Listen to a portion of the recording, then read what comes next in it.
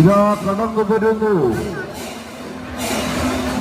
ആനപ്രേമികളെ ആവേശത്തിന്റെ കൊടുമുടിയിലേക്ക് ഉയർത്തിയ പൂരങ്ങളുടെ പൂരത്തിന്റെ പൂര വിളംബര നായകൻ, അതെ, ഏകഛത്രാധിപതി തെറ്റിക്കോട്ടുകാവ് രാമചന്ദ്രജിത സാക്ഷാൽ ഉലയംപറമ്പത്ത് ദേവിയുടെ തിരുമുൻപിലേക്ക് പടിഞ്ഞാറേമുക്ക് ആഘോഷ കമ്മിറ്റിയുടെ തിടമ്പുമായത് സാക്ഷാൽ രാമരാജാവ്. ഒരു പേര് കൊണ്ടൊരു ദേശത്തെ ആകെ ലോകമാകമാനം മുടക്കിയ മാതംഗ ശ്രേഷ്ഠൻ, മാതംഗ കേരളത്തിലെ ആനപ്രേമികളുടെ ഇടയിൽ എന്നെന്നും മായാത്ത കരിവീര ജന്മം കൊണ്ടവൻ, അത് ഇന്നുവിന്റെ നായകനായി വാഴുന്ന ഏകഛത്രാധിപതി.